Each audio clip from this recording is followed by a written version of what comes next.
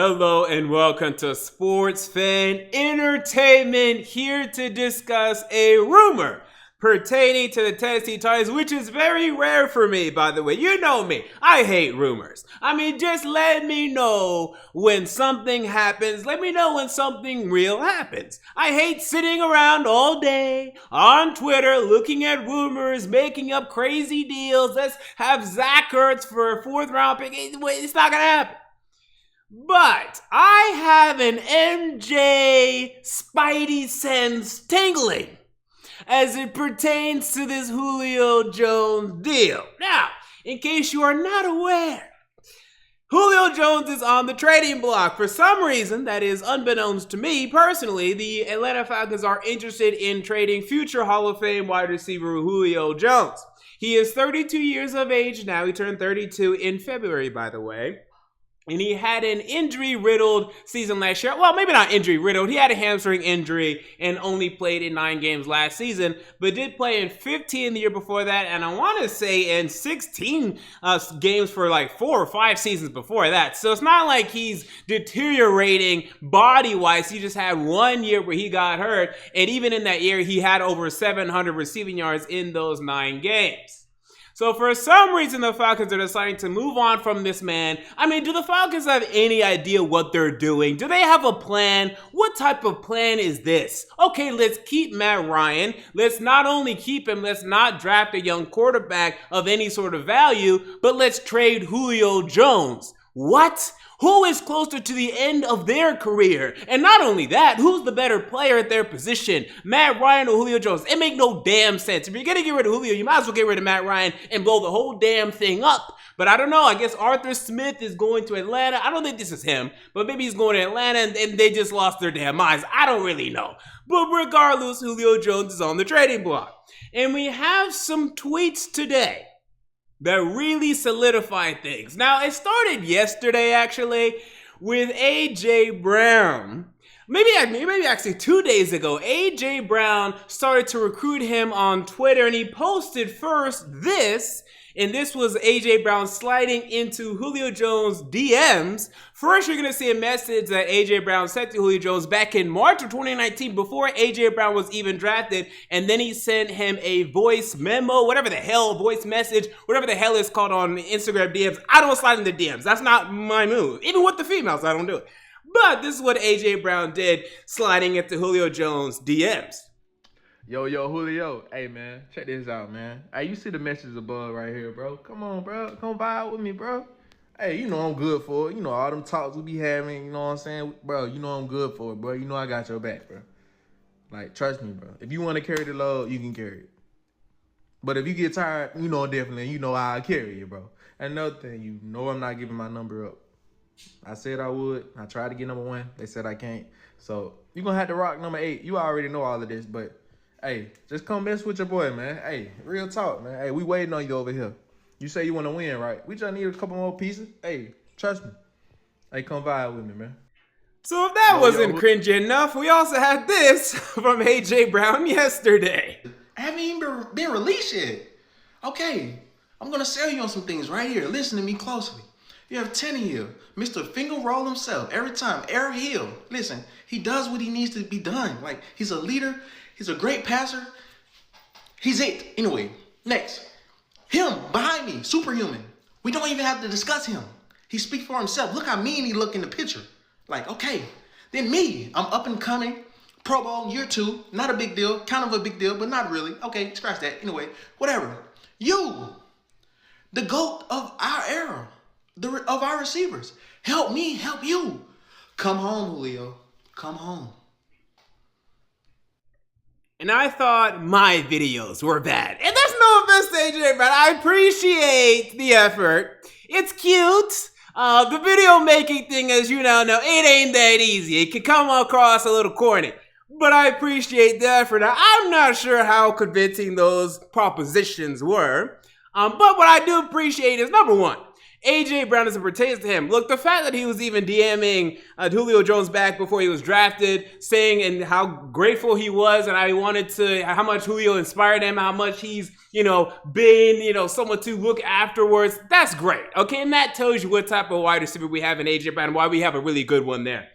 I don't think Julio Jones cares that much, but there is mutual interest. So we saw this from Diana Rossini of ESPN.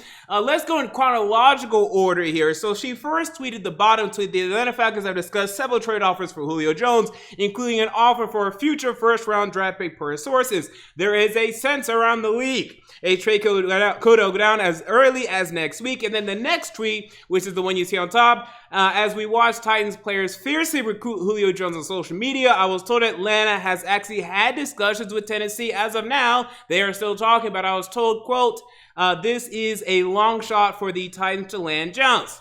All right, you can take that at face value. I do not. John Robinson is a shrewd operator. He is going to lowball. That's his move. That's his deal. If you really want Julio, the fact that he's even talking, knowing that a team has already offered a first round pick, he's starting low. I'm telling you that. I'm guaranteeing that. We haven't seen John Robinson do too much in terms of aggressive trades. He usually takes value rather than gives up, usually. But we saw in terms of him trading up in the second round for Harold Landry, when he really wants a guy and he knows what it takes and he knows that they're valuable, he's going to go get it.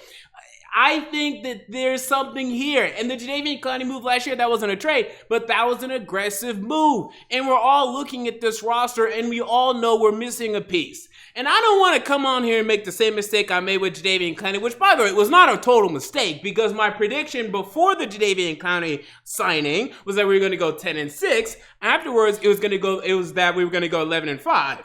And I was right. Okay? So, I was right. Now, in terms of Jadeveon Clowney's impact, okay, there wasn't much of an impact. But I was right overall. So I don't want to do that, but I'm telling you this. I think when you look at this football team, if you had Julio Jones here, and you know me, I've been saying for the last 2 months, this is not a Super Bowl team. I don't want to have discussions about a Super Bowl. I don't want to have it. If you add Julio Jones to this team, I want to have a Super Bowl discussion tomorrow. I want to have a Super Bowl discussion tomorrow.